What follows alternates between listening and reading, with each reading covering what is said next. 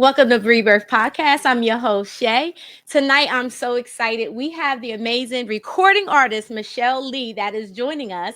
And we're also going to be talking about, are you truly healing or are you being distracted? Make sure you like, share, and subscribe to tonight's podcast. Out of the ashes we will soar to a destiny we can't ignore. Heartbeats echo through the night with every dream and endless flight. Together strong, let's break the mold. Our rebirth and stories told. It's time to renew, rebuild, restore.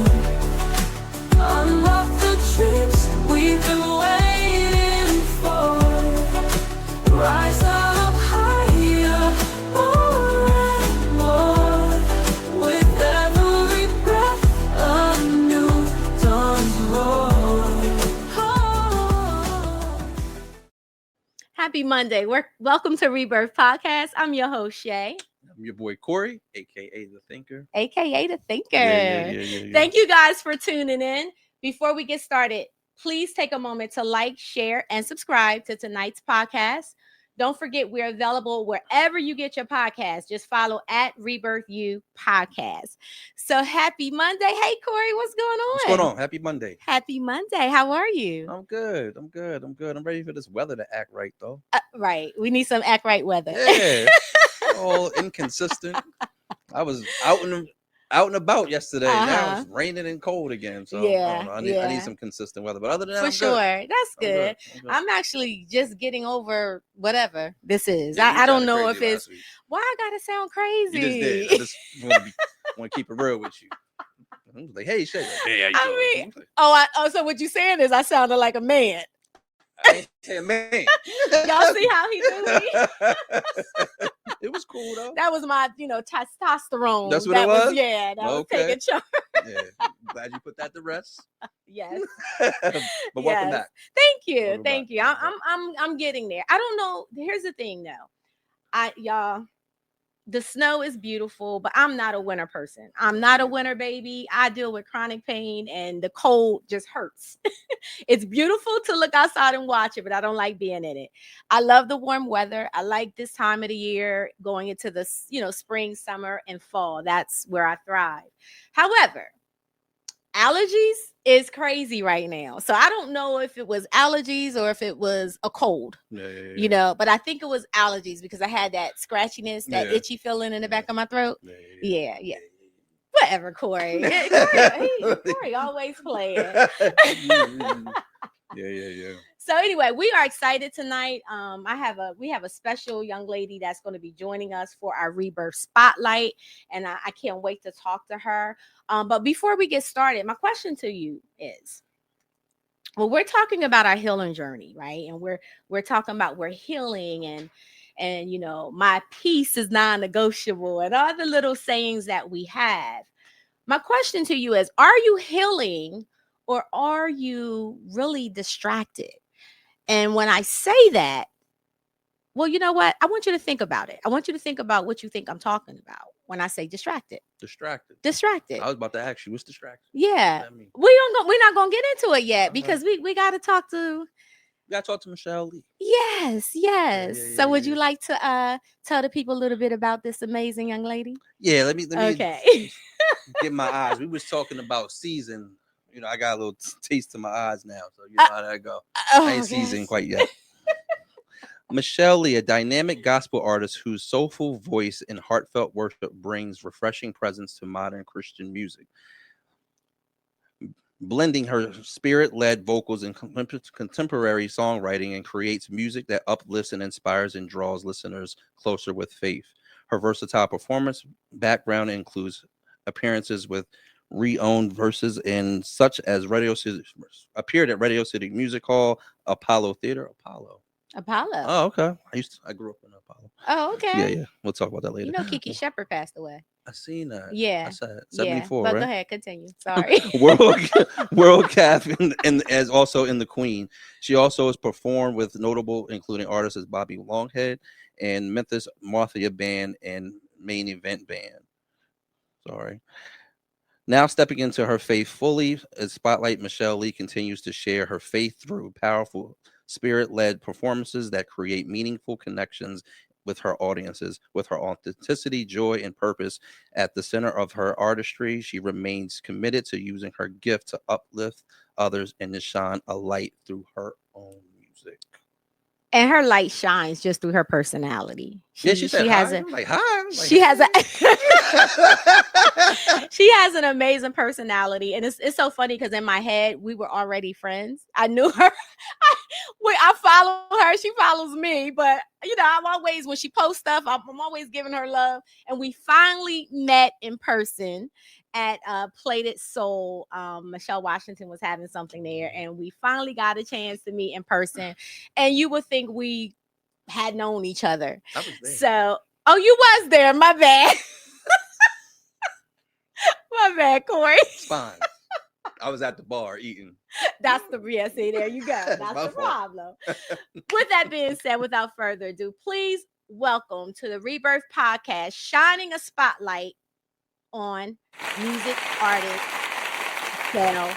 Welcome to Rebirth, Michelle. Hey, you guys.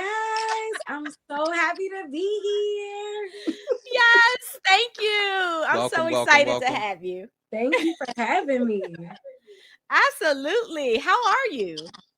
I am good. Today was a day, but all is well. And I'm so excited to be here for sure. Let me actually fix this a little bit. Yes. Thought I had it all together. That's okay. You are good. You are good. Michelle, please tell the people a little bit about yourself. Yeah, so like they said, my name is Michelle Lee. I'm born and raised in Delaware. I have been doing music for quite some time now. I honestly started in dance, and which is so funny because Lord, 2 left feet. But I did. I started in dance somehow, some way. But I knew that my heart and desire was in music. Later on in life, I thought I would be more behind the scenes and, directing people, telling them where to go. And God just kept kind of pushing me to the forefront. And I was like, no, I'm fine back here. But as God always does, he had other plans. And so I am here being obedient, writing these songs, singing these songs, and just trying to get it to the masses and be obedient. I love it. I love it. And as you say, you're not just a singer, you write and you produce too, right? Is that correct? Singing and writing, I'm gonna leave the production to the producer. So no, I do not produce. Oh, okay. I was speaking into existence, Michelle. That's what I'm trying to learn. I am trying to absorb, but by no means can I put producer under my title. No, I ain't got that one yet. I love it. I love it. So we're going to get into the interview. And so people get to know a little bit more about you. And on Rebirth, we like to keep things fun, interesting, but still, being able to get the information. All right. Absolutely. So just ride with us for a little bit. I'm here for it. So first question comes from me. So you beautifully blend gospel and R&B, which are two genres rooted in feeling. When you're creating, how do you decide whether it's a song from a conversation with God or a conversation with people? Very good. So that is something that honestly, it's a conversation. It's a conversation where it's like, Lord, this is something that came from my heart. It came from you. I need to decipher whether it's for me and God, or is it for the masses, for the people. And I think a lot of times, if it's a message that's been given, I know for a fact that I'm not the only person that's dealing with it. And so it would almost be selfish to keep it to myself. And I do have those moments where it's like, oh Lord, I don't want to share this. They're gonna think I'm crazy. But I've come to realize over the years, it's bigger than me. It's bigger than how I'm feeling and what I would like to do. It's really the message that needs to get across to the people. And so I, again, try to be obedient and get the song out to who the song is for. It doesn't need to be for millions and millions of people. If it's a message for one person that's created to help them through whatever they're going through at that moment, or to sow the seed, for someone else to water it, then by all means, I'm going to, try and complete that mission, complete that assignment. So though hard, though difficult, I try not to hold on to stuff for personal use, especially when God is like, it's bigger than you. It goes beyond you. It wasn't just a message for you. And I think even with everyone's testimony, like, you're going through something personally, and it might feel like it's just for you, but it's really for you to tell your report, like to tell your testimony to other people, to help them, so they don't feel like they're the only ones going through what they're going through. And so the same rules apply to me. Absolutely. Mm-hmm. Yeah, absolutely. And your song Right on Time, right? I love that song. I was just humming it when you were introducing it. I was sitting here rocking. I know y'all didn't hear no music, but in my head I was rocking. So that song was right on time, and it was really a reminder that, God may not come when you want him, but he's always on time, and yes, that was a message from God, but I feel that was also a message to the people to remind us, that no matter, because life is life right now. Really heavy right now. So we need, I got chills. We need those reminders to remind us that no matter what season we are in our life, that God sees us. He knows what's ahead of us. He knows what we're going through in that moment. And he's right on time. He's not going to come when we want him to come. He's not going to, the message may not come the way we think it's going to come, but it comes. And that's why it's so important to remain open. Yeah. Okay, let me go to the next question, because that's good. I'm about to preach. I heard it. And look, I'm gonna put you on my gospel playlist. Listen, I just put it. I'm doing it right now. I appreciate it. Just right on time. Right on time. Yeah. Yes. So what was the time in your journey, Michelle, where quitting felt easy? Well, it felt easier than, continuing to do what it is that you do, and what kept you anchored to your purpose? Because it can be very, especially now, it's very hard and frustrating when you're trying to do something that you truly love, and maybe you're not seeing the fruits of your labor. Absolutely. Oh my goodness. So I would have to say up until last year, and this is no exaggeration, up until last year, I would have these on and off spurts of like, you know what? This is what I know. I got a little voice. I can sing a little ditty. We can write these little lyrics, and that's fine. But I don't know if this is really something that I want to, like, if I'm meant to pursue. And I would constantly ask God, because the one thing I don't want to do is to be doing something that I have no business doing, and then getting mad when it's not working in the way it should be working, when you're not doing what you're supposed to do in the first place. Like, so it's like, Lord, you sure you want me to do this? Because it feels like you don't, because it's not working the way it's supposed to work it. So I just want to make sure this is the route you want me to go. And definitely a lot of praying and fasting. But last year, 2025, was the year that I was like, I received confirmation and a prophecy. And before that, I had received a few prophecies. But the one I received last year was like a direct target on music, and like what I need to do and what I need to prepare for. And I took that and I said, okay, you know what? I'm going to give it my all. I'm going to be all in, give it 110%. Not have, definitely have an expectation, but not to the point where it's like, this is my plan, and if it doesn't work this way, then this isn't what I'm supposed to do. It was like, you know what, Lord, I give you full control. Be obedient. And that, again, I'm probably going to say that about 10, 12 times.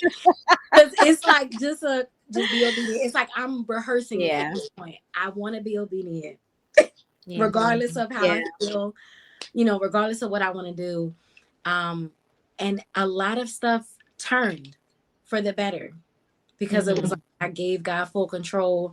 I wasn't worried about, what everyone else was doing and what I thought it should look like. It's whatever message you give me, I'm going to give it to whoever it needs to go to. And whatever you do with it after that, it's almost like that's right. I did what I was supposed to do. And so, to your question, I think it's easy to want to give up. Right. I know that all too well. But there's something that I read where it said either one is hard. Either putting in work is hard, and giving up is also hard. So like, you might as well keep going. You might as well keep going. Yeah. Because to give up is just as hard. Like, you would literally be severing and untying all the work that you've done. Even though it's not where you want it to be, you've already done the work. Yeah. So you would literally be changing your routine, and changing even with the podcast, the Rebirth Podcast that y'all have, all the work put into it to get to a point to say, you know what, I'm done. I'm so over this. I was there. All the stuff, all the contracts, all the canceling, all it's like you would be severing. It would be just as much work. It would be just as much work. So it's like, just keep going. Keep going. Yeah. You don't even, it's like you get to a point where it's like, I don't even have capacity to give up anymore. I'm too far in. I'm too deep into it. So that's where I'm at. That's good. Thank you for that. Thank you Of for that. course. That's good. Yeah. So your voice carries healing and vibe. Have you ever surprised yourself and been in the studio and was like, wow, I didn't know I had that in me? What was that moment like? Okay, so I've definitely had that moment. It was not necessarily in the studio. I would probably say those moments are in rehearsal and during praise and worship. So as y'all know, I sing praise and worship at Seeds of Greatness Bible Church. Shout out to Seeds. But those moments, so okay, I would say if you saw me in praise and worship when I first started to where I'm at now, it has been a true development. I have really grown in my worship, in my freedom. And I'm so thankful and grateful to have a church that allows you to grow. They didn't expect me to get up there and be Yolanda Adams. You know what I mean? They gave me that opportunity to grow when, the notes wasn't all noting and the ad-libs wasn't living. They wasn't all there all the time. And I totally our MD, Pastor Milton, he would help me and direct me on our scriptures and figure out what scriptures you can tie to the song and stuff like that. So when I would be rehearsing in the car, when usually that's where I like to rehearse, you listen to the song and that's normally where, because I'm always on the go, always going from place to place. So my best moments to rehearse on my own is in the car. And so I'll be listening to the song and digesting and trying to learn the words. And after a while, the Holy Spirit would show me myself singing the song. I would be at the church and I would be on the stage and I would be saying all these things and I can feel it because like if you're thinking something and after a while and you come out of it, your face might be all scrunched up and you're like, whoa, calm down. Right. You're not really there, sis. Calm down. Like if somebody saw me and was at next to me at the stoplight, they probably like, she all right? Like I'm into it. Like I'm completely into it. And I would come out of it and be like, Lord, that's not me. Like, you gotta get somebody else to do it. There's no way. I don't even operate like that. You want me to say what now? Like, it would be like that. And so, I mean, I want to say like for a solid year, I would say for a solid year, he would show me these things while I'm driving and I would be like, Lord, that's not me though. Like, I hear what you're saying, but that's not like, I'd be too nervous up there, shaking in my boots. Like, I'm just trying to remember lyrics. You want me to like say these things and like minister and like exhort? Listen, that's a lot. That's a lot. And I lied to you not. The first time it happened on like in praise and worship on the stage, y'all, all I remember is I was singing the song. And when I snapped back, like almost like snapped back out of it, I was like in a squat. Like, oh, wow. Y'all. And it was like almost like an outer body experience. And all I remember is getting up like, what are you doing? Like, what are you doing? What? So when it over time, it has happened more and more frequently. And it's like, wow. It's like in real time where the Holy Spirit just be, it's almost like it's a bypass. That's how it feels. Yeah. It's like I'm up there and my body's up there, but there is a point in time where the Holy Spirit would just take over and I just be singing this stuff. And myself is like, what are you saying right now? Like, what was that? Where did that come from? I'm like almost embarrassed. Like, what are you doing right now? Half the stuff I be saying sometimes, and people be like, oh, afterwards, like, you really like, man, you went all the way in, and like, you said this, and I'm like, did I? What did I say? Like, I don't even remember sometimes. And I'm just like, I know for a fact there's no way that I can ever say like, oh yeah, that's me. You know, I can't take credit for this stuff that happens during praise and worship. I cannot. And I know like it might sound cliche or whatever. It's not me. Like, I would never. Like, if you know me, I would never do that. So it's like, that is nothing but God. Because me, I'm just like, okay, we on the second verse. All right. And remember, okay, we at the chorus. Make sure you tell something to the musicians. We about to, like, I'm not equipped. But like, by myself, yes. Me by myself, I'm not equipped to do the stuff that the Holy Spirit be doing. So I cannot take any credit for that. So yes, it feels like an outer body experience in real time. And I just be like, okay, I see you, Holy Spirit, because that is right. That was not me. I don't even know those words. I didn't even know that scripture. Like, it's like, okay, Lord. I love it. I love it. So, Michelle, you're creating music that, you know, it feeds not only the soul, but also the spirit, right? And so what does success look like beyond the streams, beyond the spotlight? What does it look like for you beyond those things? So it is so funny that you are asking this question, because I was just talking about this last week. Week, I was in a rehearsal with Pastor Milton, and we're actually having something at the church this upcoming Friday. This Friday. Okay. I forget. Look, I'm like, what today? Monday. So this Friday, we're having Lizzie Morgan come, and we're having like a worship night. So if y'all are available, please. Nice. It's free. It's going to be live. The set is crazy. Where I have the opportunity to sing background for her this Friday. So the set is congratulations. What time? No, yeah, this is about to be crazy. So needless to say, what time? Wait a minute, what time, Michelle? What time on Friday? I think it starts at 7. Okay, and that's at Seeds of Greatness, right? Yes, Seeds of Greatness Okay. at 7. Please come out. I'm telling you, the set list alone is it's gonna be powerful. Gonna be powerful.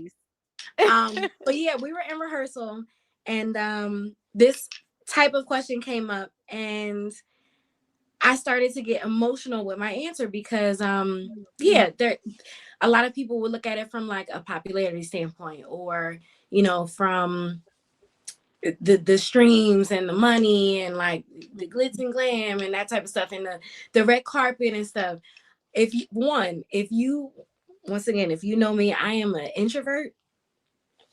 That is, I know we talking, but this is because in my brain it's just us three. Right.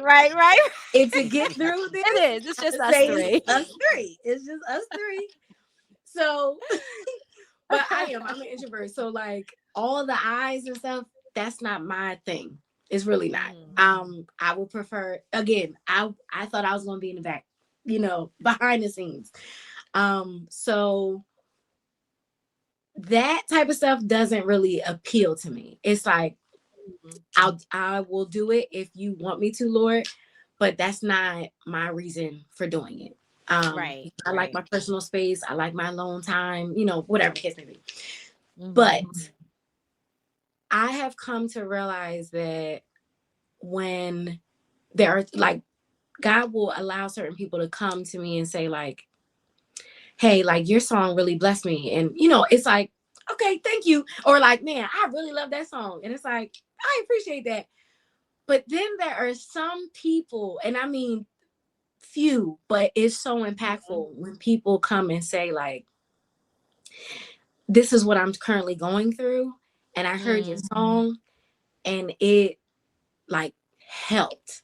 It helped me. Right. And, like I really needed that to be reminded that like one of my friends, like we have a mutual friend. And like we're in a group, and so of course like a group chat, and we all live in different places. One lives in Baltimore, we live in Delaware, one lives in Oregon, so like we all over the place.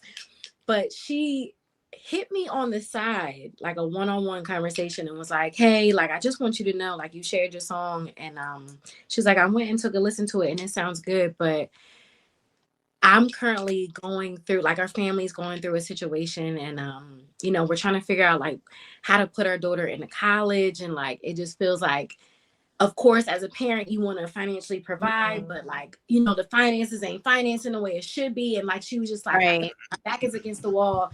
And hearing your song like just really helped me, encourage me in a way. And I'm sitting here, of course, I'm like, right on time. Like, I mean, I know like I feel like it's a good song. It's a decent song, but like, I would never think that it would penetrate someone like that. And the more and more I sing it, the more and more people are coming up and saying like, yeah, it's a good song, but like you really like it helped your words you say in the song. And I'm like, I did not think that that song was going to penetrate and impact people the way it has. And I'm forever grateful to be used in such a capacity, because when I, myself and my husband, Kyle Alexander, and my bro, who is also a producer, Blake Winters, we wrote that song together. And it was more of a laugh to keep from crying, sarcastic, because it's just like, I just got to keep going. Like, and so it was like to try and keep the song light in such a heavy place. Because people, when you're in waiting, it's heavy. Because it's like, waiting isn't going, waiting isn't regressing. It's just, you're just waiting. Just waiting. So it's like, so it's like you can get antsy, you can get discouraged, you can like, it's like, I need to be moving. It feels like I need to be moving. I need to be going somewhere. Like, at least if I was going backwards, I knew I was moving. Right. And I know that sounds crazy, but that it's like, at least I knew the direction. just standing there. It's almost like when these planes be in the air and you just kind of, what they say, circling, like you can't land, you can't go anywhere, you just Yeah. sit there. And what do Yeah. people normally get? They get restless. They, when are we, what's going on? You get the questions, you get concerned, like, do we have enough fuel? Is the pilot going to time out? Like, all the questions and concerns come up.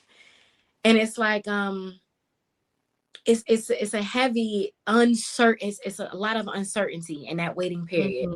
And so I wanted to make sure that we kept the song light, because it is that laugh to keep from crying. It's like, oh my God, Lord, like what's the plan? You got to say something. You got to talk to me. And it was just a reminder to say, like, okay, yeah, you had a plan, but I know God, your plan, God, Right. is greater. And I trust, I trust that you have a plan for me. I trust that it's in my best interest. And okay, I'm gonna keep waiting until, you know what I mean? Like, I'm gonna keep waiting. I'm gonna keep serving. And whenever you're ready, I'm ready. I'm gonna be ready. Like, I want to be in the right place at the right time. Yeah. No, you know when that right time. So I know you might not come when I want you to come. Because when you really think about it, I might not even be ready. I think I'm ready. There you go. There you But go. it might be a few more, Yeah. it might be a few more kinks that God need to work out in me. So it's like, okay, Yeah. go ahead, work them out, Lord. Like, I give you full control. Like, because the last thing I want to do, and I think everybody can relate with this, the last thing I want to do is go into that next chapter premature, unprepared. Absolutely. Because you only get that one shot one time. And how crazy would I be to get to this next chapter, to get into this next moment, and I'm not ready. I just made a fool of myself. You know what I mean? And this was my first impression, and now that's it. Yeah. Now I'm working. That's good. I'm working against the grain. So it's like, Lord, you have a plan, and if that's not at this present moment, I think I'm ready. I just ask that you continue to work on me, mold me, shape me, prune me, do whatever you need to do, because I want to be on your time. So absolutely. And I mean, for me, the song, when I heard it, it was a reminder, and it's so funny because you're talking about that waiting period, right? Excuse me, but it was a reminder of exactly what it says in the Bible: "Be still and know that I am God." And it's something about in that stillness. There is eventually there is peace in being still. Eventually, but until you like get to that place, it's anxiety, it's depression, it's a lot of different things that is happening and going on because you don't know what that unknown is. So that's where what I got from it. That was the reminder for me. Be still, I know that I'm God. I'm not coming when you want me to come, but I'm on time. Us giving up control of something. And letting him do what he needs to do. Yeah, for sure. And I feel like it's even harder in this day and age because we live in a world of convenience. We will pay to get something quicker. We will pay to get through it faster. We'll stream it. We'll, like, it's like, how can we make it faster? How can we make it more efficient? And so, it feels crazy to wait. Like, what? Like, but yes, that to me, to circle back, that to me is success. Like, that form of like wealth is when someone is confirming like your song did what it was supposed to do. That to me is like, ooh, thank you, Lord. Like, that is worth, okay, let me go back home and see what else God's going to give us. Let me go back to the studio session. Like, that is worth it. They sing the song this time. Like, that's what's up.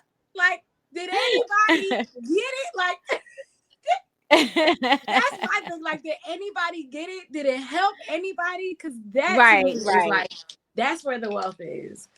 Yeah, for sure. Yeah. Corey? So for everybody that's watching and who is chasing a dream but battling doubt, what's one truth that you had to learn the hard way, and how did that change how you show up today? Oh.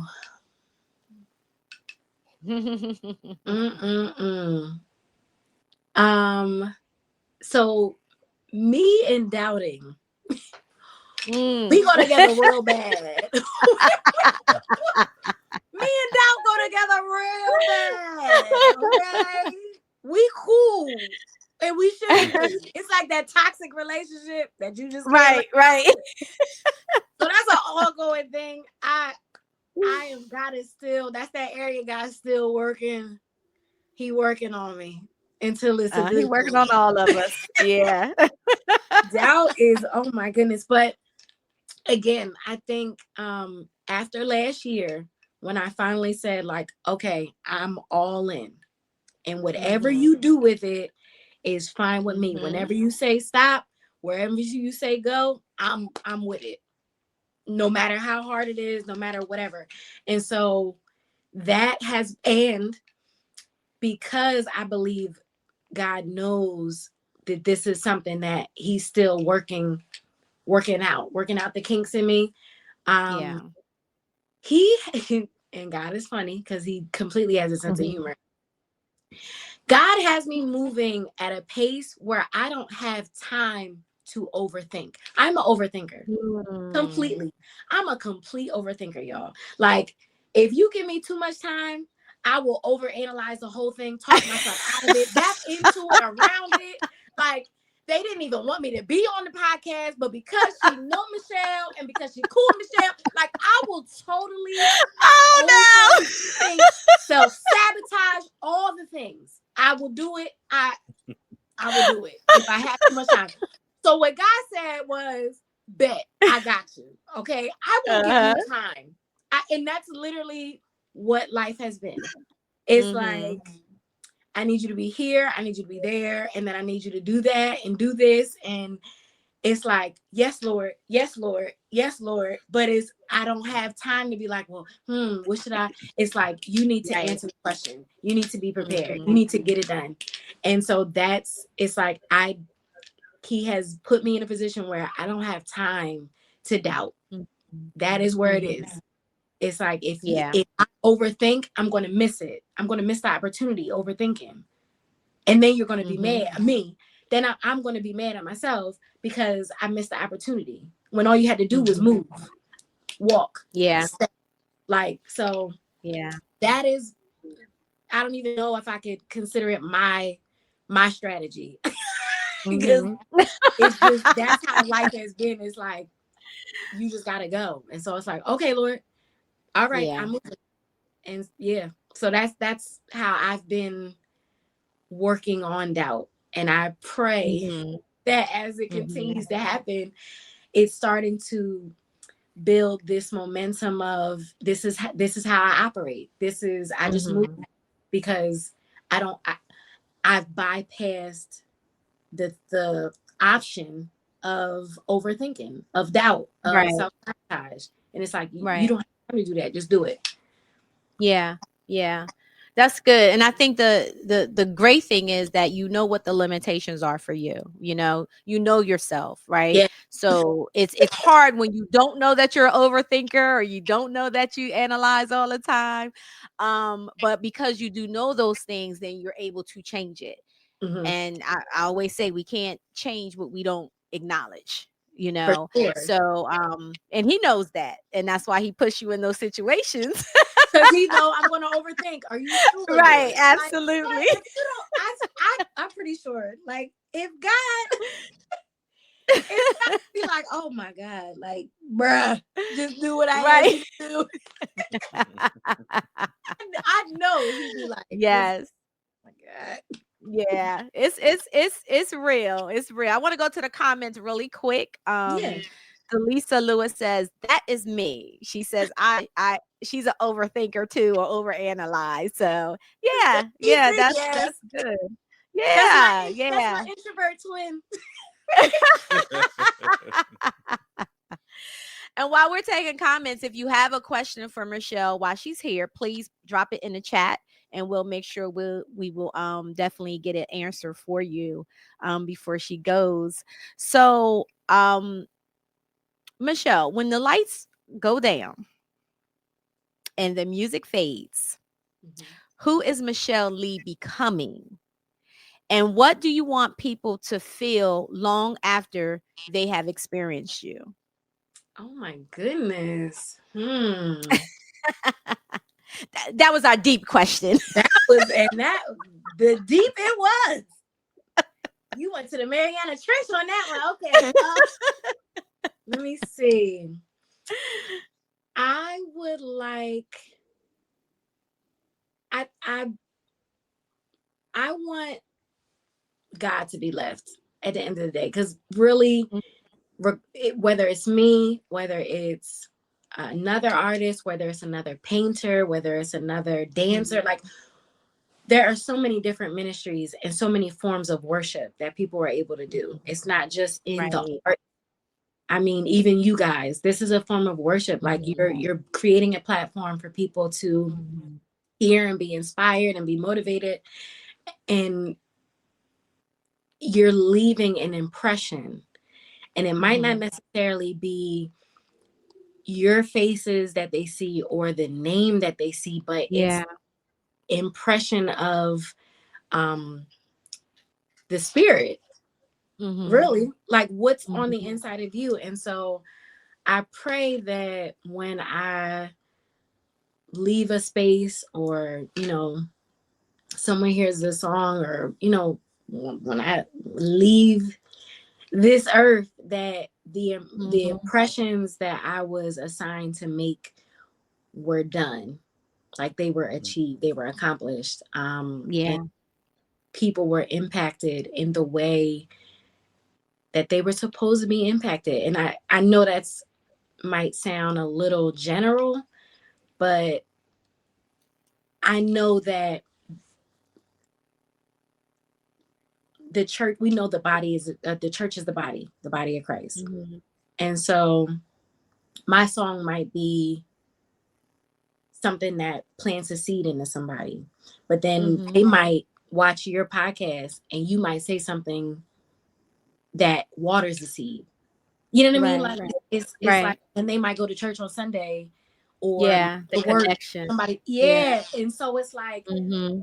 we need to make sure as the body of Christ that we're doing our assignments, because again, it's bigger than us. Right. You might be in a store and the Holy Spirit might tap you on the shoulder and say like, hey, go it could be something so small. Go compliment that lady on whatever. Just give her a compliment. Mm-hmm. You'd be like, Lord, I Mm-hmm. don't even want to talk to nobody right now. Like, I don't want to talk to nobody. I got my Yeah. house slippers on. You might look crazy and be like, I just want to get in and out. But it's like, Right. I need you to go compliment Yes. a woman or say something or whatever, and you feel it's like a bubbling on the inside, and it's like, okay, I got it. So you do Mm-hmm. it, and it's Mm-hmm. like you don't know that small thing that you were like, okay, Lord, I did Mm-hmm. it. Okay, can I leave now? Yep. But that Yep. little thing has you have accomplished your goal, and that Mm-hmm. you could have prevented that woman from committing suicide that night. Mm-hmm. You know what I mean? Like Mm-hmm. it'd be the craziest stuff, but Absolutely. you have no idea what people are going through. So you don't Yep. know the assignment that you're being placed on. It might sound crazy, it might be random, whatever the case may be, but you could literally be saving a life. Mm-hmm. Yeah, And you sure. never know. Like you don't know if that person was Yeah. like, God, if I go in this store and no one says nothing to me, no one gives me no eye contact, you don't know if that person has never been loved on, has just they just Mm-hmm. get overlooked all day, Yep. every day. And it's like, why am Yep. I even here? Why do I even exist? In that little bit of, girl, you look really cute today. Like, oh my goodness. Like, Yeah. yeah, I see you walking. It's like, Yep. wow, you saw me. Mm-hmm. I don't take that type of stuff for granted. I really don't. Mm-hmm. Because there have been moments, and not saying suicidal moments, where there have been Mm-hmm. moments. And I think all of us have had those moments where it's like, today cannot get any worse. And then Right. something so small of like, you looking real sharp today, or oh, I Mm-hmm. see you got your hair cut. It be, you know what I mean, whatever the case may be. And it's like, Yeah. I It needed turns it that. around. I Yeah. I needed that. I needed Yep. that little bit of pick me up.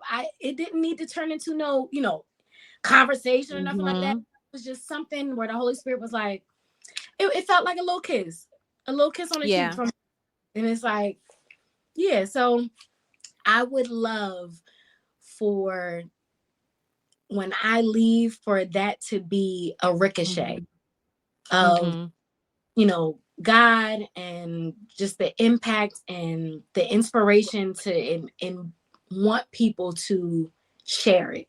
Not Yeah. necessarily the song, just share the word. Share, Mm-hmm. how it impacted you or how it changed you. It doesn't have to be, hey, I heard this song and you should listen to Mm-hmm. it too.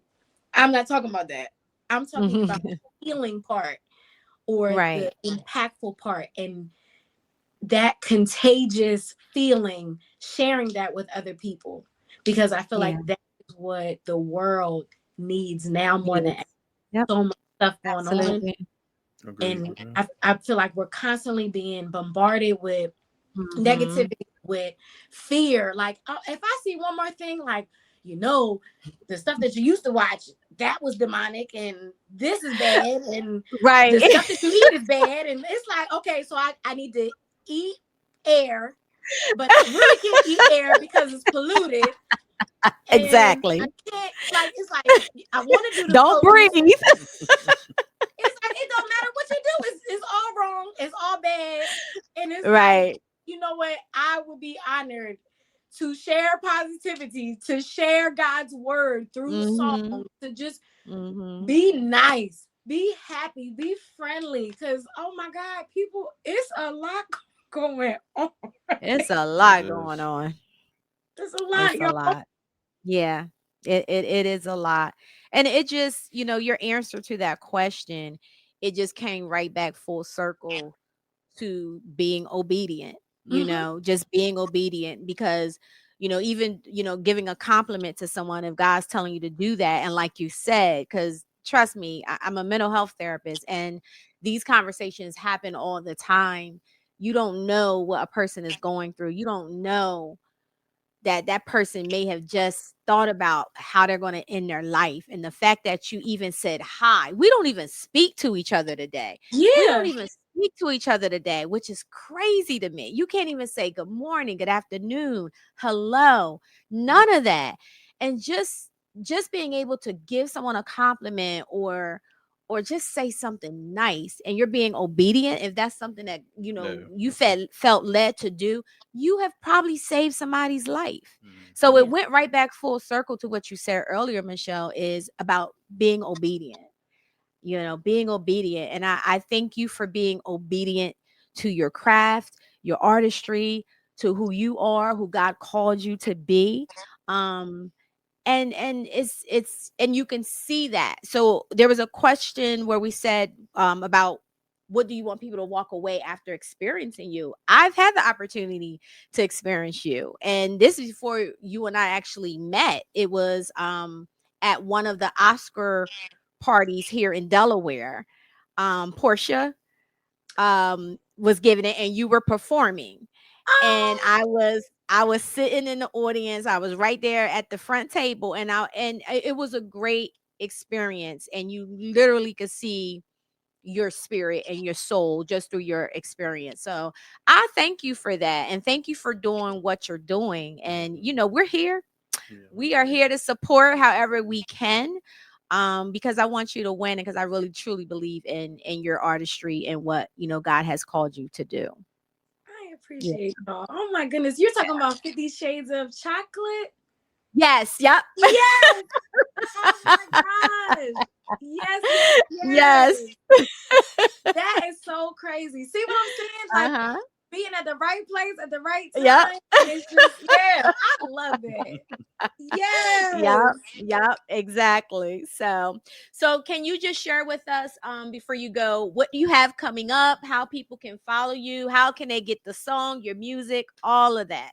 Yeah, absolutely. So, the music is available on all digital streaming platforms. So your Apple Music, your iTunes, what I guess this is the same thing, but Spotify, Tidal, all that good stuff. It is available. You just have to look it up through Michelle Michelle hyphen, or also known as dash Lee, and I should pop up. Let me see the stuff We'll that's put that coming. in the chat Oh my too. goodness. Huh? Sorry. We'll put that in the chat too so Okay. people can Thank see the you. actual spelling. I appreciate it. The upcoming events, y'all keeping me busy and I love it. So we have almost solidified the residency at Aunt Vonda's. So I be Nice. there once a month. Start Okay. April. I know. Shout out to That's Ella. Or awesome. also known as Play This Soul, because I know she's Yes. doing her whole revamp and is the bomb. The food is amazing. So definitely stay tuned for those dates, because they are definitely coming up. April 1st, I will be at the Wilmington Library for like an open mic jam session. So if y'all want Oh, to bless the mic, please come out. I will be the feature artist. nice. Yeah, definitely come out for that. And again, that's at the Wilmington Public Library. Okay. First, April, May, June 6th.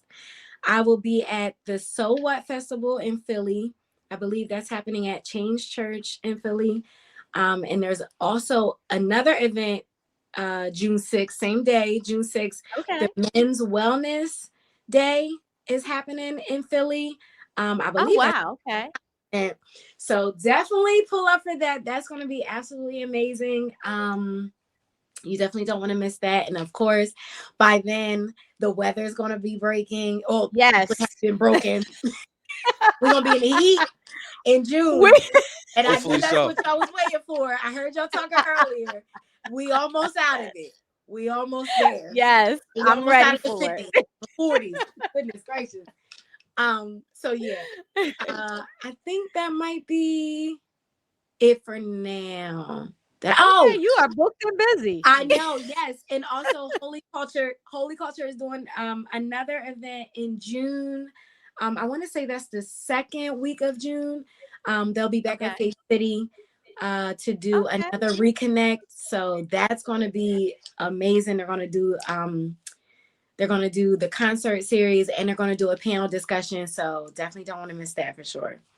Awesome. Wow, congratulations. You're going to be quite busy. Listen, and I'm just excited. I'm so excited. Quite busy. If you can, the events that you have coming up, shoot me, send me the information, the flyers or whatever, email, so I can share it on the show so we can support you in that way. Absolutely. I appreciate that. I was totally Yeah, no problem. No problem. Michelle, it's been an absolute honor and pleasure sitting with you and talking to you. Thank you so much for saying yes. Yeah, the pleasure's been all mine. When you said it, I was like, me? You have me on the show? Absolutely. Oh my God. Yes, so thank absolutely. you.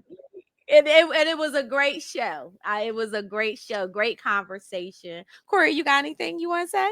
I was gonna say I appreciate you. Nice to meet you. Added you to my gospel playlist. That's right. Thank you. I appreciate y'all's questions. Y'all got the questions. These are some good questions. I didn't listen. I was prepared for the listen. I didn't heard a few questions that's like, so yeah. We want to keep it a little bit different, keep it fun, interesting, but still get a chance to really know about your journey. So yes. Yeah. Really good question. So thank you. Thank you, Michelle. Please enjoy the rest of your night. And again, we'll be in contact. Thanks again. Thank you. You're welcome. Michelle Lee, everybody. Make sure you go out, support her, download her music. She's amazing. Thanks, Michelle. Love you. All right, guys. So that was Michelle Lee, and she's beautiful voice, beautiful personality. So make sure you follow her and support her.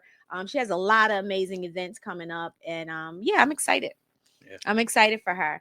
So tonight's show is going to be a little bit longer tonight because we definitely wanted to honor Michelle for Women's History Month and support her. But tonight we're actually going to be talking about are you healing or are you distracted? I was asking, what's this distraction? What's the distraction look like? Well, I think that when people are distracted, some of the things that they may do is they throw themselves into work. I saw you fall in your seat. I was like, is that you? That's me. At least I own it. You did. Okay. You did. At least I own You it. owned it. You owned it. Distraction. I mean, work is a great distraction for me because I'm still productive. I'm still doing what I need to do. And I get very creative. When I lock in, like if I'm going through something or if I'm dealing with something that honestly I just need to give it a break and focus on something else, I focus on work. And I literally become a beast because my creativity it rises. Now, is that right? when you're trying to distract yourself, or when you're not distracted and you're focused? See, you just got me confused. No, Corey, stop. What did I do? I'm just asking a question. You're distracting me. Am I? No, it's when, like, if I'm going through something, and I've always been like this. Matter of fact, my girlfriend Delisa is on, and so she knows me from back when I was in the music industry, and I'm also a songwriter. But that when I was going through things, that was my best work. That you was and Mary. That me. Mary J. Blige. Yeah. That was my best work. That is when I was the most creative. Songs would just flow. It would just, yeah. So for me, work is a distraction for me, and I know that. I do know that. So another distraction could be let's see, what else could we do when we're distracted? Some people tend to go out, be in the streets all the time with friends, hanging out, because they don't want to really face, so for them they're avoiding. I know you've had some distractions. Don't even sit here act like you haven't. Stop it. Younger me. Yeah. I think I've been distracted with people. Sometimes it's a distraction doing nothing, like you just isolate yourself, right? I do that too. Yeah, just isolate yourself. Yeah. Social media is a distraction. You just scroll for hours and hours and hours. Women, relationships would be a distraction, right? I used to read, I read this book that said, men don't heal, we hoe. Men don't heal, we hoe. How was the book? It was really good. It was good? Yeah, it was really good. Why you look at me like that? So how was the book? It sounds like a good book. It was a good book. It was a good book. James Dixon is the author. But it's, instead of focusing on, to your point, are you healing or are you distracted? You distract yourself by other relationships. You distract yourself by other people. Instead of dealing with how you're feeling, you distract yourself and you revert off somewhere else, right? Because you don't want to deal with the pain of how you're feeling, or you don't know what to do with it. Yeah. You know what I mean? Yeah. So I think we distract ourselves, and then there's I guess it could all be toxic, but then sometimes people will distract themselves with substance or other things. You know what I mean? That's true. You dive yourself into your children, right? Like, that's true. You see some of these permanent coaches, like put your kids in everything. Right. They swimming. Right. Polo, they doing all kinds of sports, right? Because you don't want to be home, right? I think that's a big deal. You know what I mean? And sometimes it alerts into bad healthy habits as well. Eating is a distraction. Absolutely. That's good. Yeah. Jen, do you have any distractions? Yeah, Jen. That you can think of? Country girl. Anything? The phone. I have one for you. The phone. You was taking we're live right now, so I need you to speed it up. All your cousins. The phone. She's always on the Is she always on phone. the phone? She's always on the That's your phone. thing? Always. You never notice that? You don't even realize Jen keeps her iPods, whatever you call them, the AirPods in her ears all the time. So there's times if she comes and I'm opening the door, I'm thinking like I don't know she's on the phone with somebody until she starts talking. I'm like, you're on the phone now, Jen. She has them on her ear now. She probably talking to somebody right now as the show is going on.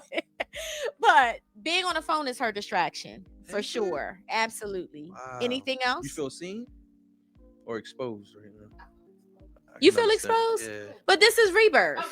That's what we try. Exactly. On the phone. So what are y'all distractions? Put it in the chat. I'm just curious to see because there's positive distractions and there's also negative distractions. Yeah, for sure. Right? So what are your distractions? So another distraction could be somebody that's gambling. Right? People that, they like to gamble, right? And your distractions can become addictions. Yeah. For right? Sure. And that's another show.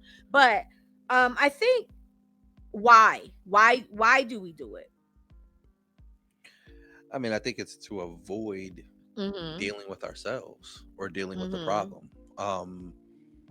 Because they say silence is the loudest noise.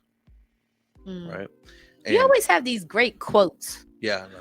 Right? You said something about I think the last show that we did, you said I was just listening to it again. You said something about the way you can predict the culture of your work environment is how your stomach feel on Sunday night. Yeah. I was just like, well, darn. Okay. That's a good one. Define culture by how your stomach feels on Sunday about Monday morning. Yeah, for sure. Yeah. So, you don't want to deal with yourself and you don't want to deal with the actual problem. And, we always talk about like some of us are just not natural problem solvers. We dwell in the problem, and because it's painful or because we don't want to really deal with it or because there's an insecurity on the other side of it, we distract ourselves. And we lie to ourselves about this is what it is. We make believe on things that are not really there. Yeah, you know what absolutely. I mean? Which causes a strain in any type of relationship, even with yourself, right? It causes a strain because the problem is not going to go away. It's going to stand right there. Right. Yeah. I think too, healing is very uncomfortable for people. It's like what Michelle Lee had just said earlier about that waiting period. Because in healing, it comes a lot of waiting and a lot of moments of stillness. And we don't like to be still.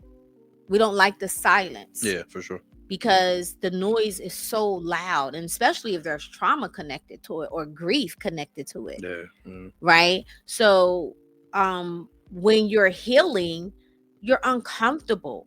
So it's easier to distract yourself. And you think here's the thing though, because this topic is really about people that think they're on the healing journey and they are healing, but they're really being distracted. Yeah, right. That's what we're really talking about. Are you really healing, or are you actually really just distracting yourself? And I think you will know the difference because the distraction actually keeps you stuck. Yeah, that's true. It keeps you in the same pattern. Yeah. Right. The same pattern, the same conversation over and over and over again. Yeah. But what happens when you have to? I mean, can you force somebody to deal with what are not ready to deal with? Absolutely not. You can't force. No. And I mean, that's the first thing, even as a therapist, I tell my clients, like, I can't help you if you're not being honest. If you're coming to therapy and you're not being truthful about what it is that needs to change or happen in your life, I can't help you because I'm not getting the real information. Right.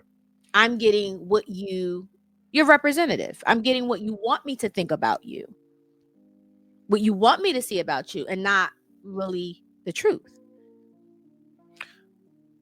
Why do you think that is? I mean, I'm sure there's judgment behind it, and then there's a fear. But I always wonder, what's the turning point of going from distraction to healing? Like sometimes people say like, when you're ready, you'll know that you're ready, like those type of things. Or, you know, sometimes when you hit rock bottom, well, rock bottom could be defined and it's subjective what my rock bottom might necessarily be. Yeah. Right? Just because I'm on the curb, I may want to take it to the floor. You know what I mean? Because it's comfortable just being down here. Right. But what have you noticed has been that change? Is it isolation? Is when you lost everything? What is the thing that shifts? I don't think you have to hit rock bottom to really, some people do, right? A lot of people, you know, honestly, I've heard a lot of people say that that's for men, that's how it is for them, that they actually had to hit rock bottom in order. I don't believe that. I think it depends on what it is you're healing from. Yeah, for sure. You know, to be honest with you, if we're healing from a lot of loss, that's one thing. Honestly, that's an ongoing journey. Someone that has lost a child, that's an ongoing journey, right? And it's, you know, when we're talking about loss, it's just like, you know, it's one foot in front of the other, one day at a time, sometimes 1 minute at a time. And understanding that you'll never get over that person, but you will learn how to live alongside of the loss. You know, it's very disrespectful to tell someone you need to get over someone that has passed away.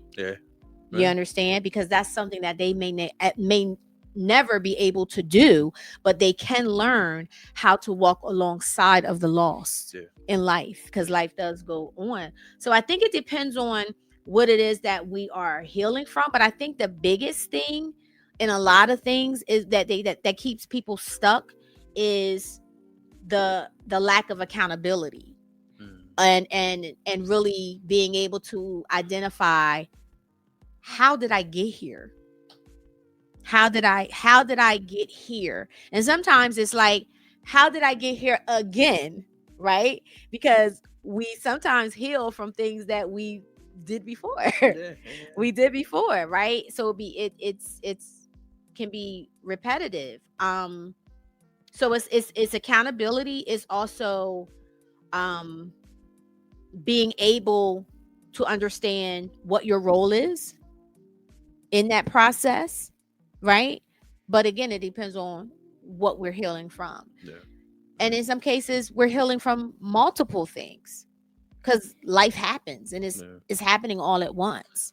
So you touched on something a little bit ago. You said for men, you've heard that it's rock bottom for men, right? What is it typically for women? And obviously this is interchangeable.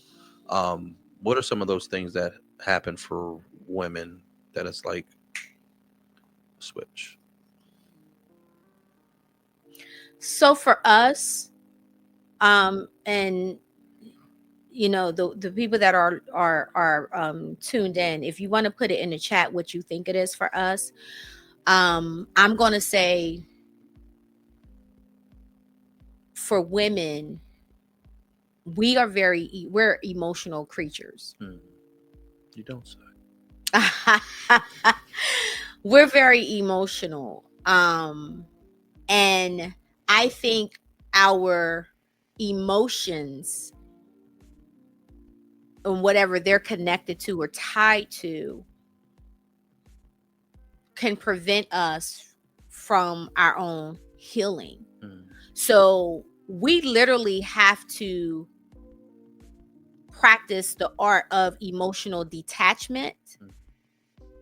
And that's not in a cold way, because sometimes when people hear that, they think, oh, you're being cold or you're not emotionally available. No, it's not that. It's basically saying that I can love you and I can support you without sacrificing self, without sacrificing myself. And for me, that was my switch, because I do have a big heart. I do love hard. I naturally want the best for someone. I can be a person that tries to save a person or pour into a person. And that can be I can sacrifice myself and lose myself. And so now I'm in the hole with you, right? And instead of trying to, help you out and pull you up, I'm down there with you, right? So for me, the switch was being able to say, okay, this is really taking a lot from me, and it's putting me in a place where I can't. Let me slow down. My brain is moving faster than my mouth. That I'm isolating, or I'm purposely distracting myself because it's so heavy, but you don't want to let go of the situation, or you don't want to feel like you're failing a person, or you're failing whatever that thing is that has you feeling that way. And you have to be able to say, you know what? No, I can still love, I can still support, but I can do it from a place of not sacrificing self. And then that's when the healing can begin. Does that make sense? It makes perfect sense. Yeah. Okay. No, I think and I think it also develops as you gain experience in life, and as you get older. And it's both, right? You don't have to necessarily be a certain age, but certain things have to happen. I think for me, it's definitely now when it disturbs my peace. Right? When my peace is interrupted, or I notice that it's changing how I show up to a person or people or myself. Yeah, for sure. I can't do it anymore. Yeah. Right. Yeah. And I'm a person that really pours into the people I care about, people that I love. I will mentally try to see where the other person's coming from, or the situation. How do I make it better? What did I do? Like, yeah. And that whether that comes from like a growing place when I was younger, but I always go inward first. And then once I've exhausted all options, there's a switch that says, okay, I'm finished. Right? The accountability says, this is too much. Whatever the situation is. It could be relationships, it could be friendship, it could be work, it could be any of those things, because I think we talked about it earlier. You have more days behind you than you have in front of you. You know what I mean? And how much health it matters to you. Like, I don't want to have no stroke. I don't want to be out here labeled as this monster because my reactions now are like this. You know what I mean? So when my capacity is full, something has to change. Either we have to change, right? Or I have to change. And that's important. So I think that's your point. You called out a good point. I think rock bottom for men, when something happens to us, right? I remember, I was like, should I say this example? So, right. So like, I remember when years ago, when I was married, I remember me and my wife at the time got into this argument. And I remember my daughter was on the floor, like playing. We got into this argument. And I remember she like threw like a bottle of water at me. I know that. You didn't like that. So I seen the bottle. And it hit me like on my arm. Ooh. And my reaction, like I stood up quick. Yeah. And I looked at my daughter. She looked at me. And I said, I'm done. Yeah. Because especially for men, there's a point where you have to have we should have self-control to understand that the next 30 seconds is pivotal. Exactly. I can make a decision to go this way or that way. And I was listening to this guy, I don't know everybody, he's an old comedian, TK Kirkland. And he talked about, and I'm sure it applies to men and women, when a person brings violence out of you, that's it. Yeah. You should run the other way. Right. And those are the moments where you have to start to self-check yourself, because rock bottom could mean you didn't hit it yet, but it's less about what you are doing and more about what could happen if we continue down this path. Right. Yeah. Because it could mean that I'm going to just drive to the bar It could mean the next time you ask me where I was at, I'm lying to you now. Mhm. It could mean a whole bunch of things, right? Absolutely. So I think that Absolutely. we have to just really self-monitor. Mhm. And it doesn't mean we can't reconcile. It doesn't mean we can't get better. But there's a Mhm. point where we have to step away, gather ourselves, Mhm. and then come back to the situation. That's just Mhm. grown-up shit. Yeah. You know what I mean? Yeah. And sometimes we just don't do that No. because we're so busy looking at the reaction of others, having bad Yeah. counsel. What Yeah. would you do, girl? What would you do, yo? I would do this. I would do that. Yeah. Cut it Yeah. out. You know what I mean? And I also think social constructs plays Yeah. a big part of that as well, Yeah. depending on what we're talking about, Yeah, right? yeah, yeah. Because sometimes people, because that this is how it's been and this is how it's always been, and if you go in a different direction of what society say, or family or religion, then something's wrong with you, right? It looks different. Next week we're actually going to be talking about how do you know if you're staying in something too long, Yeah. especially if it hurts you. And this kind of ties into it at the same time, because a lot of us are distracted because we are staying in things that may be hurting us, or we're avoiding certain things, and it's all tied into each other, Yeah. depending on what it is that we're actually talking about. So the hustle culture, right? So now, and we had a show on this, I can't remember if it was last week's show or the week before, the soft life versus survival mode, right? And now we're seeing that the hustle culture is changing. People are now talking about they want the soft life. They tired of hustling, right? But if we look at the hustle culture, how much of the grinding was people actually distracting themselves? Most of it. To avoid whatever it is that they need to heal from. Most of it is, and I think like sometimes it's not like doom and gloom all the time. Mm-hmm. I think in any relationship, whether it's romantic, whether it's family, professionally, sometimes you have to reset the terms of the agreement. Mm-hmm. And sometimes we don't feel like we can do that, or we Right. don't take the time to do that. We can always reset and say, all right, like these were the terms initially. Yeah. Now the terms are this, because you have changed as a person. We have changed as a person. Mm-hmm. We've pushed each other's buttons. Family Mhm. done called too damn much, right? I done spent too many hours at work and I still didn't. Now I have to reset the terms of what this means and what this is. Right. Right. And Right. oftentimes we burn it out until the Mhm. point where you can't return back to Mhm. normal settings.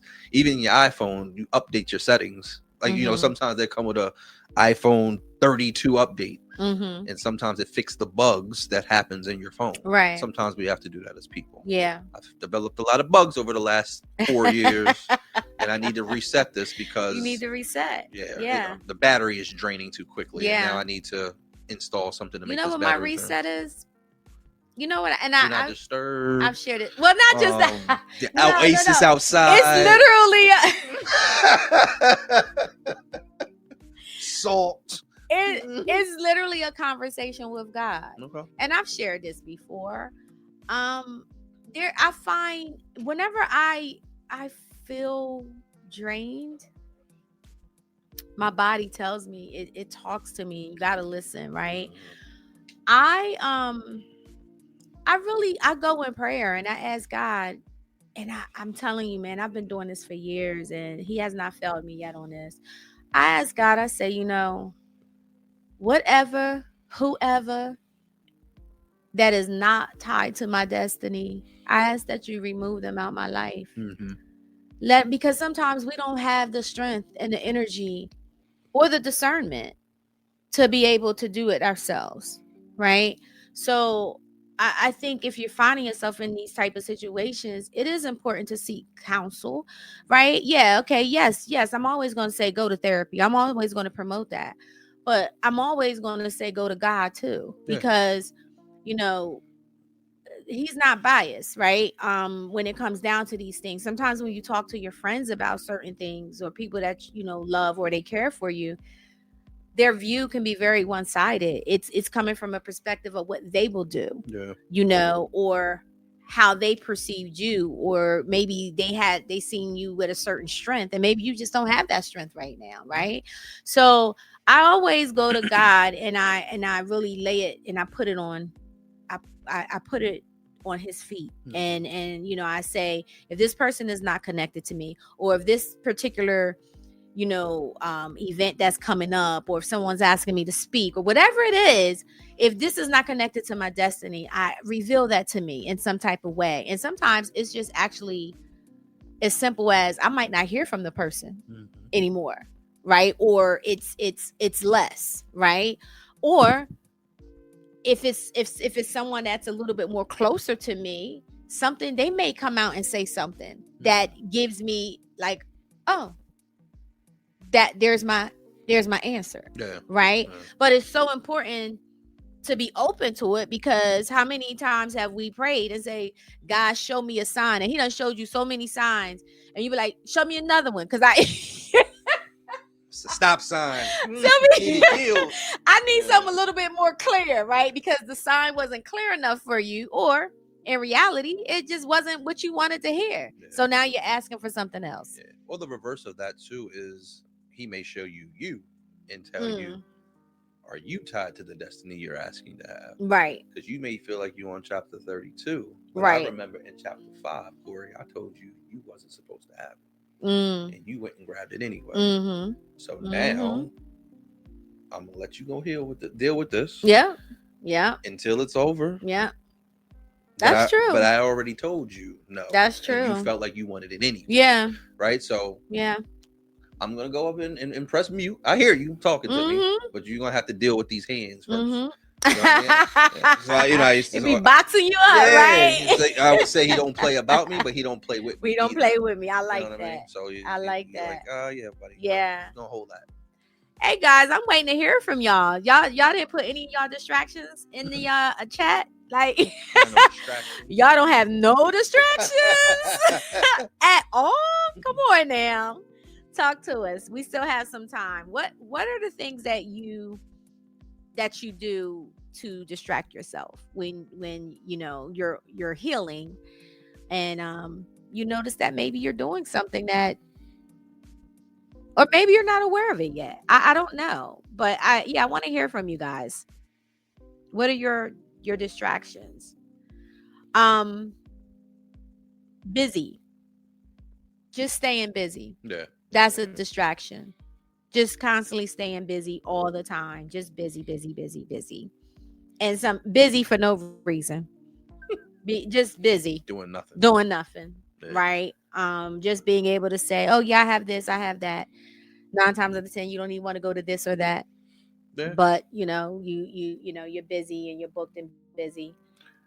And sometimes we distract ourselves from something positive too, right? So like, you just will not say sorry. You just will not go deal with your health issue. Right? Your stomach been hurting for 3-4 weeks, and you won't go to the doctor. Right. So I think some of those things in a not even necessarily from like a relationship standpoint, or in a bad way, you just are rejecting and being distracted from healing yourself. Yeah. You know what I mean? Always at the store. Right? Always at the store, can't sit still, always eating out, can't budget. Right? You're just distracting yourself because you don't want to do it because it's hard. Yep. So those are also things that have definitely come up for sure. And we don't, and sometimes not wanting to do it is exactly what you said, because it's hard. Yeah. And it's going to push you. I always say you don't grow when things are always okay. You grow through the challenges, and it's so uncomfortable, because again, healing is uncomfortable, but that's really where you are growing. When you're constantly distracting yourself and not really facing it, you're stuck. So rather you plan on leaving a situation, or you trying to figure out if you're going to stay in a situation, like, if you're constantly distracting yourself, you're never going to know what's the right choice for you. You're just going to be stuck. Yeah.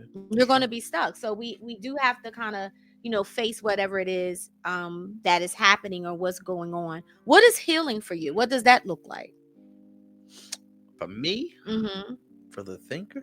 Yeah. Hold Not on. thinking. While you're thinking about that, I want to read the comment that Jen put in. She says, helping others is a huge distraction for people. That is so true.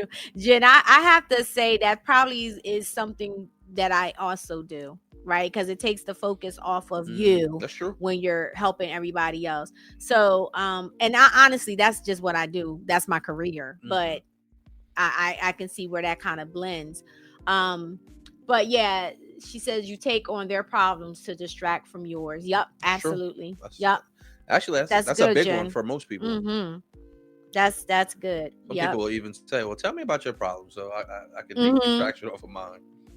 People will say that to you. So yeah, I've had clients do that. Yeah, I not say those type of words, but they'll be like, "So how's your week going? What's going on with your husband?" I'm like, "What?"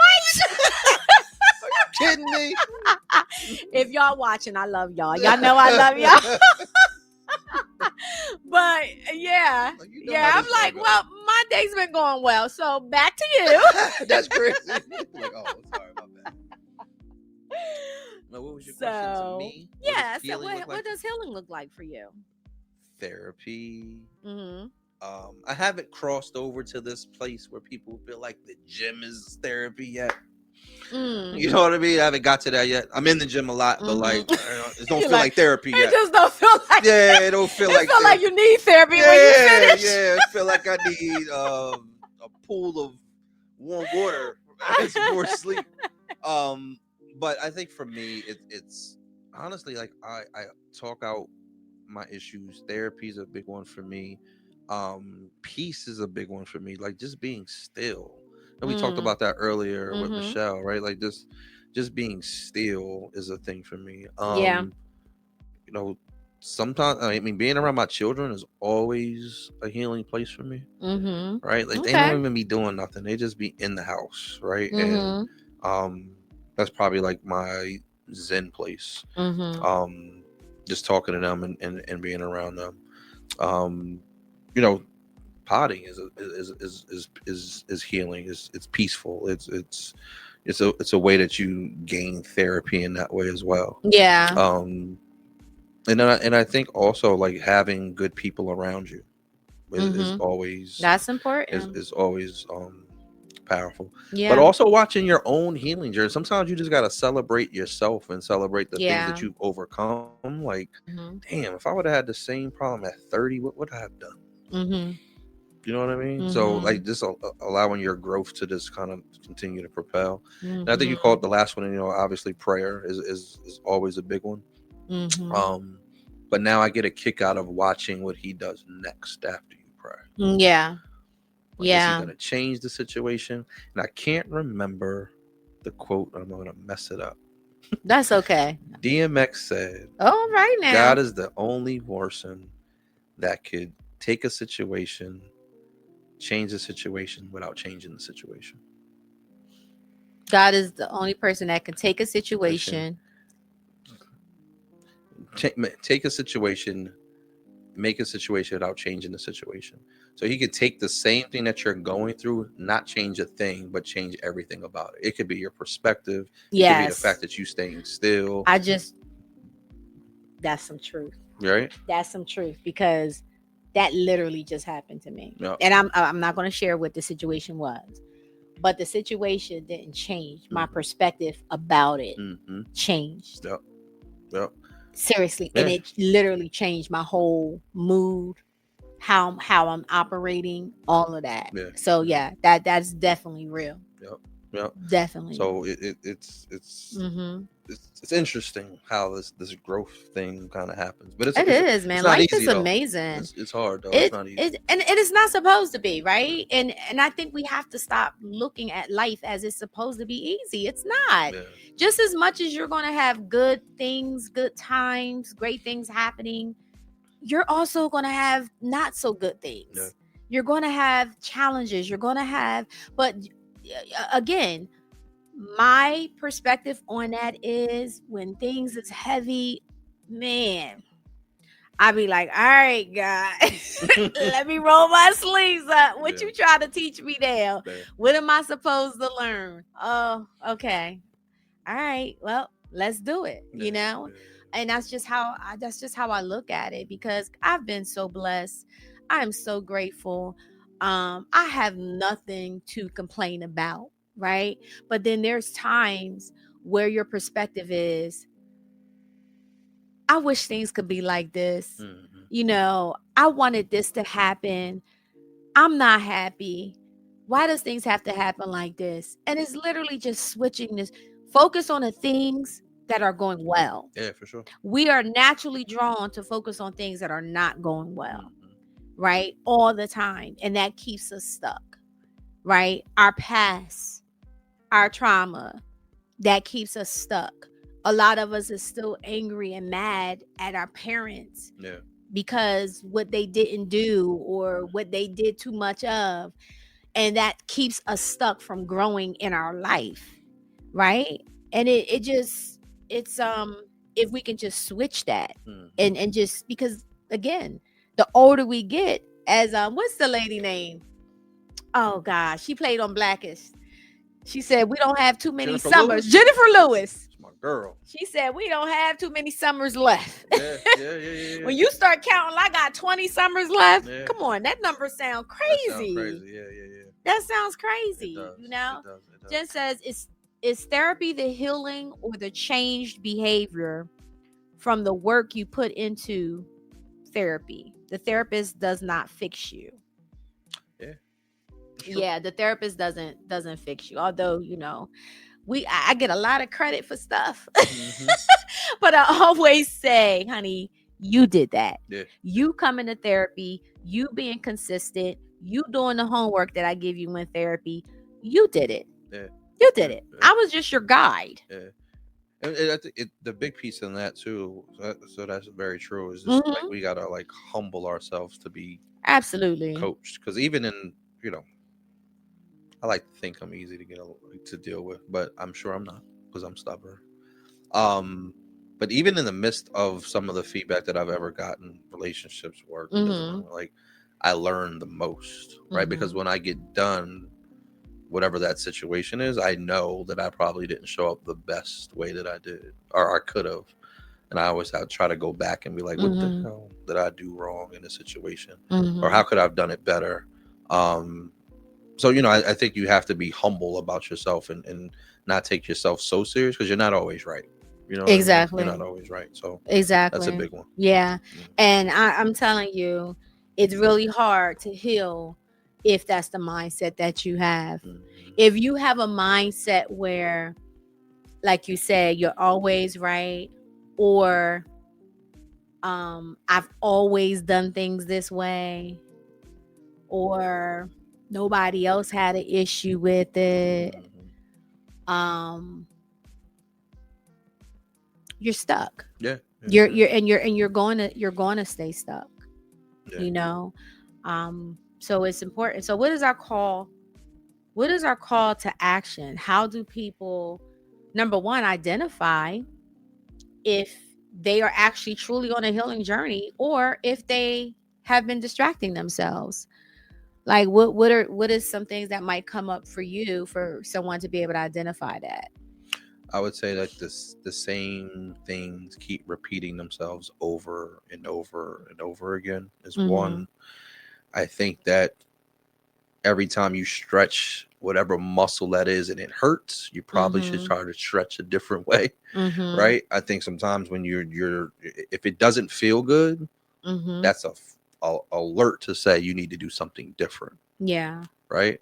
And I think the thing is, and I used to always I ask somebody, like, how do you know something is God or not?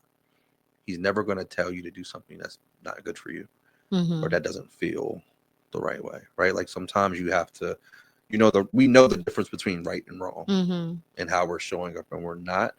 And sometimes the hard thing and the right thing to do are the same thing sometimes. You know what I mean? And those are the things that you have to kind of consistently pay attention to. And just kind of look inward, like, what the hell is going on with me? Like, why Mm-hmm. do I keep doing this? Or why I keep going through the same thing? Like, what are my own triggers? You have to advocate for yourself. Mm-hmm. Yeah. And oftentimes we just don't. Like, we're so busy distracted by what the other person is doing. Mm-hmm. Or I used to hate that saying. Like, what part did you play? I didn't play no part. They pissed me off, right? so like that's what happened.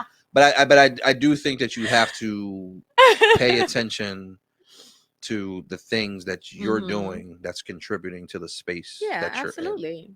Absolutely. That's where it Because starts. sometimes what you're doing, it could be just a simple choice, Yeah. that you made, right? And sometimes, also believe that, if we're talking about God and people say, well, God, God showed me this or God told me this. I'm not saying that doesn't happen and that wasn't God, right? But I also, again, sometimes God does give us things or shows us things or put us in certain situations, but then what happens is we start to try to take control of a situation, and we take it from God. And maybe God was like, you're supposed to be here temporary, or you supposed to be here for a season, and those seasons turn into longer stays. Yeah. Right. And that's rather it's in relationships or a job, or, whatever. It can apply to anything. And that's important to be able to have that discernment, to be able to understand that. Yeah. And if you're going through something like that, forgive yourself. Forgive yourself. That's where it starts. Yeah. Your healing actually starts with you forgiving whatever role you played in it. Right. And we all have a role that we play in it, even if we're not the one that is causing the offense. The role might be you gave that person too many chances. Right. The role might be you wanted it so bad when God was saying, no, this ain't the right thing for you. This ain't the right job for you, or this ain't the right person for you. And you still went and you did it. Yeah. Right. So everybody has a role in the story. You just do. And sometimes you just gotta wait. That stillness, right? Sit That's come your up a couple ass times tonight. down. Would you Right? say, Like, Corey? Do what? Sit your ass down. Right? Like, just stay still. Right? Like, sometimes when you're rushing to go to work, Yeah. and you speeding, the traffic jam is preventing the accident that didn't happen yet. Yeah. Right? Sure. So sometimes you just have to relax, let him do what he needs to do, and then he's gonna let you pass. You know what I mean? So yeah. It's a learning lesson. This is not no It is. test you could take and just pass it all the time. It's It definitely definitely is. It definitely is. So, in closing, I challenge you to really think about, are you healing or are you distracting yourself from something? What are you avoiding? Keep in mind that real healing it's brave. It's brave, and it requires discomfort.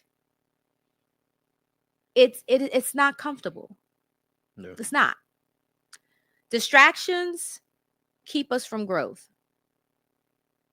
You think you're growing. You think you're maybe all these things that you're out there trying to do and they're not happening because you're stuck. Because you got to heal some things first, right?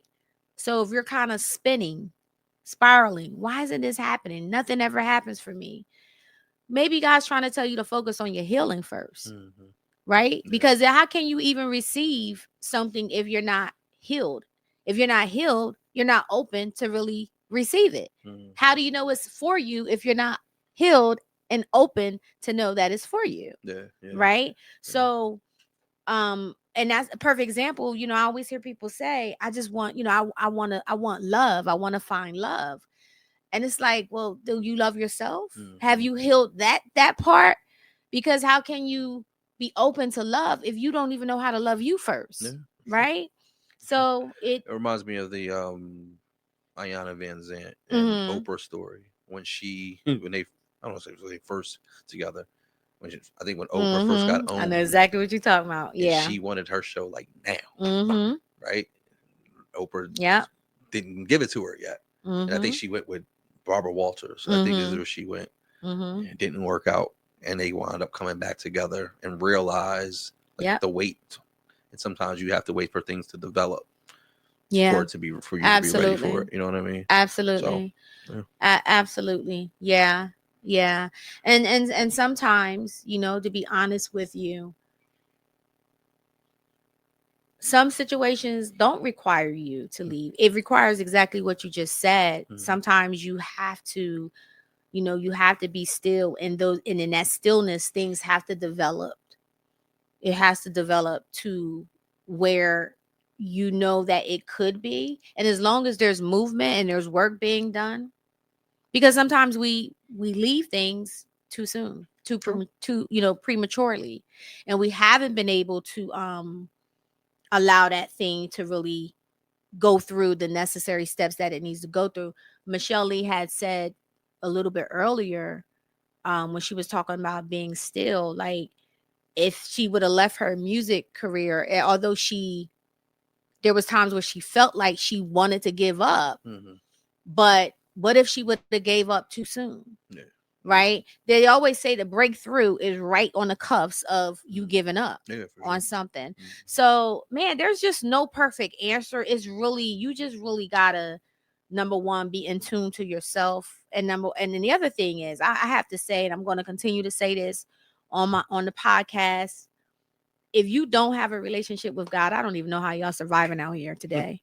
Honestly, because you got to have that discernment. You gotta believe in something higher than yourself. So that is basically, my message. I do invite you guys to share, rather you want to send me an email or send us an email, or share it in a comment on social media, whatever questions that you might have regarding this topic, because I think it's important. Are you healing, or are you being distracted? Right? And again, those are good. There's good distractions. So, anything in closing? No, I think you summed it up. Okay. Okay. So a couple things that you can do to kind of give yourself some prompt questions or whatever, just kind of journaling. Journaling is good, and some people don't like to write things down. You can also do it in your phone. You can leave little memos, but that's a question. What are you distracting yourself from? Are you really busy, or are you making yourself busy like that? Sometimes you have to say it out loud. Am I distracting myself, or this is for my good, or this is for my bad? Yeah. Right. Like. Yeah. Absolutely. So guys, in closing, I just want to remind you, next week we're actually going to be talking to relationship expert Eden Adele. She's been on the show several times. She's fire. She's from Get Back to Passion, and she's actually going to be talking about, are you staying in something that is hurting you? Are you staying too long? And why do we stay too long? And that's going to be, it's probably going to be a 2-part episode, because there's so much to cover on that particular show. So make sure you tune in next week at 7 p.m. And in closing, I found this video that I thought was really, really powerful. And I actually came across it this morning, and I was just like, you know what? I want to play this tonight. It spoke to me, and I hope it speaks to you. So we're going to play that as we're going out, but I want to say thank you guys for tuning in. Thank you to Michelle Lee and her team for making tonight happen. We appreciate you, and we support you, and we love you. Corey, thank you for just being here, just being here, supporting me, supporting Rebirth. I appreciate you, and I love you for that. I really do. Y'all have no idea the team that's behind Rebirth. Jen, thank you for all that you do. I'll say it to the world. This girl, I just try not to let her know if I'm not having a good day or if I'm sick or anything, because all of a sudden I hear my door thing going off, and I'm like, what in the world? And my son is like, Mom, your friend just dropped something at the front step and left, and she just pulled off, those sort of things. Michelle had said something earlier about just things that you know, just being obedient, just saying hi or telling somebody you look nice, and you don't know how much that change a person, how it affects them. And that's how I feel when it comes down to the two of you and the things that you do, you know, to support me, you know, and something like that. You know, I'm just like, this girl just dropped off 2 big things of Chick-fil-A chicken noodle soup, which is the bomb. Is chicken. You ever had Chick-fil-A chicken noodle soup? Well, anyway, that's another show. What you mad, Corey? Because she didn't. Oh, okay. Well, anyway. You take that offline. Sorry, Jen. But anyway, I appreciate you guys. And I appreciate you guys for tuning in every Monday at 7 to support Rebirth. Thank you so much. I'm so serious. Thank you so much. I read every comment. You know, we try to respond. But I am so grateful to all the listeners, to anyone that's ever bought a ticket to a Rebirth meetup, a Rebirth live, a Healing Her, anything that we have done. Thank you so much for your support. It means the world, because there's days, you know, that I just be like, yeah, I don't know how much longer I'm gonna be able to do this, you know. There's days that I have that, but knowing that you guys are waiting to log on to hear what Corey and I have to say, whoever our guest is, what they have to say, that pours into us, which allows us to pour into you. So thank you so much. We're going to end tonight with this video. Until next week, have a blessed week. I'm sure. This is what it's like carrying someone. And she's light. She's lightweight, baby. She's light. She's good. I'm gonna fall. But if I'm carrying my wife, I've got 4 children as well. So imagine if Jeremiah, stay there. Imagine if Jeremiah and Hosanna also came, and I'm trying, you see, it feels awkward. As Christians, we're called to care for people, but not carry people. Only Jesus can carry us. The Bible says, the Lord is my shepherd. And I think a lot of you and a lot of us try to carry people, but our job is not to carry them, it's to lead them to the one who can carry them. And this is why so many of us feel so weighed down and feel so heavy in life, because we're carrying burdens we were never created to carry. You are not the healer, the Holy Spirit's the healer. And all we can do is lead them to Jesus, the one who can carry their burdens. He's strong enough to carry yours and mine together.